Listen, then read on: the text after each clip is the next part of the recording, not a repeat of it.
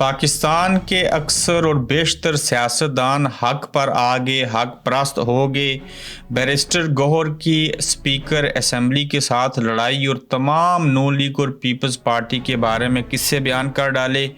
नए intra party इंतखाबात के खिलाफ अकबर एस बाबर फिर से इमरान खान के आड़े आ गए। बलूचिस्तान बेयार व मददगार ठहरा और गरीब मुल्क के अयाश परस्त लोग कैसे और कौन सा खेल खेल रहे और दुनिया का महंगा तरीन कौन सा खेल है, ये आज के गोरख धंधा में इस पर बात करेंगे। अस्सलाम वालेकुम, आप देख रहे हैं गोरख धंधा। अबरार कुरैशी आपसे मुखातिब हूँ। आपने देखा होगा कि किस तरह से हम आए रोज़ जो है वो ऐसा सच सुन रहे हैं और ऐसे किस्से कहानियाँ और हकीकत के ऊपर मबनी जुमले सुनने को मिलते हैं। जिस बात का आगाज़ जो है जुल्फ़िकार अली भुट्टो शहीद ने किया था, फिर वो लेगेसी टूट गई थी। थोड़े से मियाँ साहब आए थे, कहा था वोट को इज़्ज़त दो, वो पीछे हट गए। फिर इमरान खान साहब आए और उन्होंने हकीकी आज़ादी मांग ली और इमरान खान डटे रहे, खड़े हैं और यकीनन आगे तक खड़े रहेंगे। और फिर इलेक्शन हुए, जुल्म हुआ, ज़्यादती हुई, धांधली हुई, नाइंसाफ़ियाँ की गई और हमने देखा एमल वली खान हो, महमूद खान अचकज़ई हों, किसी हद तक मौलाना फजल रहमान साहब हों, मुश्ताक गनी हों, इन सारे लोगों ने कुछ ऐसा सच बोलना शुरू कर दिया कि जिसकी किसी को कभी तवक्को भी नहीं थी। आखिर ये कैसे मुमकिन हुआ, किसने इस बात का आगाज़ किया, कैसे चीज़ें हुई? लेकिन इसके ऊपर बात करने से कबल मैं उन लोगों को, पाकिस्तानियों को मुबारकबाद देना चाहता हूँ कि आपके पाकिस्तान के सियासतदान जो हैं वो हक के रास्ते पर आ गए हैं। अब ये कैसे खड़े रहेंगे, ये बात बड़ी बागौर है। और चौकीदार बने अपने जो मुल्क के थे उनको चौकीदारा ही करना चाहिए। और ये कहने पर महमूद अचकज़ई के घर पर हमला हुआ, मैं भी यही कहता हूँ, सब यही कहते हैं, यही सच है और ऐसा होकर रहेगा। सेनेटर मुश्ताक साहब कह रहे हैं जमात इस्लामी से इनका तल्लक है और ये तमाम लोग जो हैं वो यक ज़बान हो रहे हैं, एक ज़बान होकर बोल रहे हैं। और इन्होंने ये अलम में बगावत जो है वो बुलंद किया है। इसको माज़रत के साथ अलम कह सकते हैं, बगावत नहीं कह सकते, चूँकि ये एक रियलिटी है, ये एक हकीकत है जिसको सामने रखते हुए ये लोग जो हैं वो कह रहे हैं कि हर किसी को अपनी हदूद और क़यूद में रहते हुए काम करना चाहिए। और ये सारे लोग इस तरह के अल्फाज और जुमले कह कर और तकारीरें करके पाक फ़ौज से मुखातिब हैं, मिलिट्री इस्टेब्लिशमेंट को ये सारा कुछ कह रहे हैं, जो उनकी तकरीरें ऐसा कहने के दौरान सेंसर कर देते हैं, सेंसरशिप लगा देते हैं, उनको बोलने नहीं देते। और अब ट्विटर को पिछले कई हफ्तों से बंद कर रखा है और सोशल मीडिया को बंद करने की कोशिश की जा रही है, चूँकि टीवी को तो ये पहले से कंट्रोल कर चुके हुए हैं। ताहम ये कब तक इन चीज़ों को कंट्रोल कर सकेंगे? लेकिन ये साबित हुआ कि पाकिस्तानी सियासतदान जो हैं वो हक परस्त हो के हैं और हक के रास्ते पर आ गए हैं। और इस बात को वजह बना के पूरी कौम को मुबारकबाद देनी चाहिए हमें। पीपल्स पार्टी की जमहूरियत और नून लीग की मामला फहमी एक्सपोज कर दी और बैरिस्टर गौहर खान ने आज कैसे जो है वो स्पीकर असम्बली से लड़ाई की और नून लीग और पीपल्स पार्टी को आईना दिखाया। पीपल्स पार्टी उनकी साबका जमात मौजूदा पाकिस्तान तहरीक इंसाफ की वो चेयरमैन हैं, दूसरी मरतबा बिला मुकाबला चेयरमैन इलेक्ट हुए हैं। और यहीं पर बैरिस्टर गौहर की असम्बली में तकरीर परवेज़ अशरफ के टोकने पर बैरिस्टर गौहर खान जो है वो सीख पा हुए और उन्होंने बिलावल की जमहूरियत की हकीकत बयान कर दी और तवील उसके ऊपर बात की। यही वजह थी कि बैरिस्टर गौहर की तकरीर के दौरान बिलावल भुट्टो की जो जमहूरियत थी, जब उनको बयान किया गया तो फिर बिलावल भुट्टो साहब वहां से उठ के चले गए और नवाज शरीफ के इस्टेब्लिशमेंट के पांव पर लेटने और अतात तारड़ की तकरीर और शहबाज शरीफ की वजारत उस्मा के जो किस्से थे डिग्गी में बैठ के जाने की और फिर इलेक्शन में धांधली करके उनको वज़ीर-ए-आज़म नामज़द करने की, वो सारी चीज़ें बयान की। और बैरिस्टर गौहर खान बदल गए, हम उनको नए रूप में देख रहे हैं, नया चेहरा उनके सामने आया है। उनकी बड़ी मीठी और प्यारी उर्दू है, पश्तून और पख्तूनू वाला उनका एक्सेंट है और वो बड़े जज्बात में आगे बात करते हैं।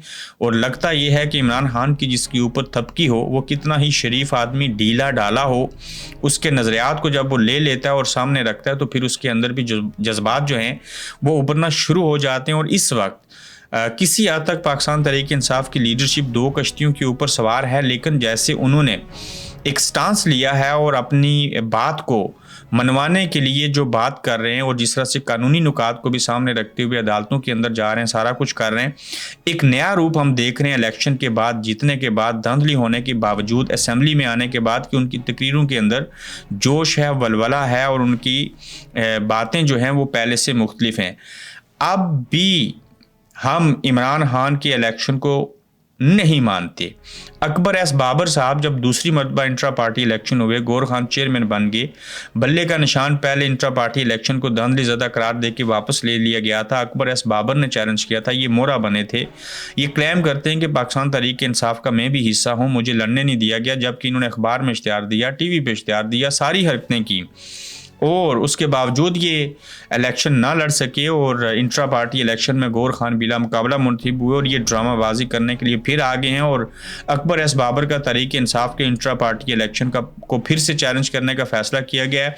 लगता यह है कि ताकतवर जो है वो अभी तक बाज नहीं आए, वो आप भी पाकिस्तान तहरीक इंसाफ की पार्टी के बल्ले के निशान को वापस नहीं देना चाहते और वो मखसूस नशिस्तें भी नहीं देना चाह रहे, जबकि पाकिस्तान के साथ अवाम की हमायत भी हासिल है और उनके साथ अवाम की हमायत भी हासिल नहीं है।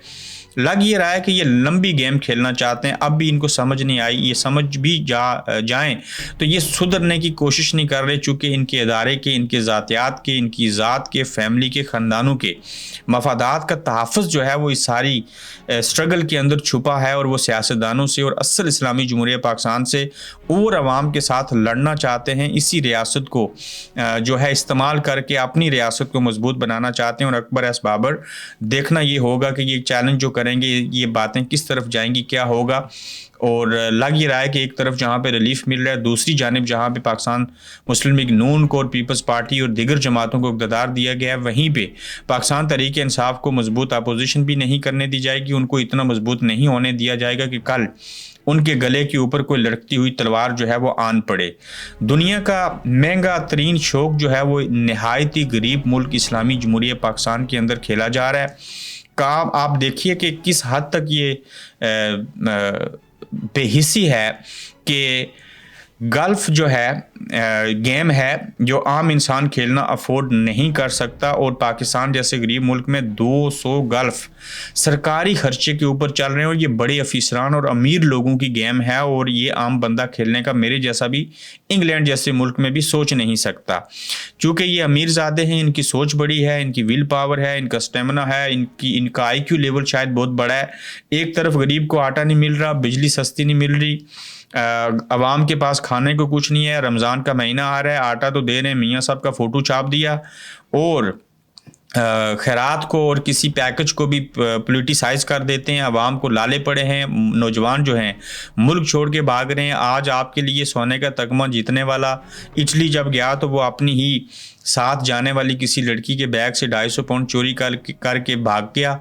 उसने मुल्क की खातिर हीरो बनने के बजाय ज़ीरो बनना कबूल किया, और उस मुल्क का साथ देने और उस मुल्क के लिए बॉक्सिंग की गेम लड़ने, उस मुल्क के लिए कोई तगमा, कोई गोल्ड मेडल लेने से इनकारी होते हुए कहा कि जहाँ इंसाफ नहीं है, आइन नहीं है, कानून नहीं है, जहाँ की जेलों के अंदर मुल्क के साबका हीरो, वर्ल्ड कप जीतने वाले, मुल्क के अंदर फ्लाई काम करने वाले अगर जेलों में पड़े हैं, तो मैं इस मुल्क के लिए लड़ाई लड़ के खुद को ज़ख्मी करके गोल्ड मेडल ले भी लूँगा तो फिर क्या होगा, उसी मुल्क में जाना पड़ेगा। शायद मुझे गोल्ड मेडल लेने के बाद भी तंदूर के ऊपर रोटियां लगानी पड़े, तो लिहाजा वो भाग गए। तो यही वजह है कि आप गल्फ खेलें, गरीब आवाम जो है वो जाएं बाहर में, और फिर आपके लिए ये जो लोग हैं इस तरह के काबिल, जिनके पास पहले से गोल्ड मेडल है, सिल्वर मेडल और सारी चीज़ें इन्होंने जीत रखी हैं, वो इसी तरह भाग जाया करेंगे।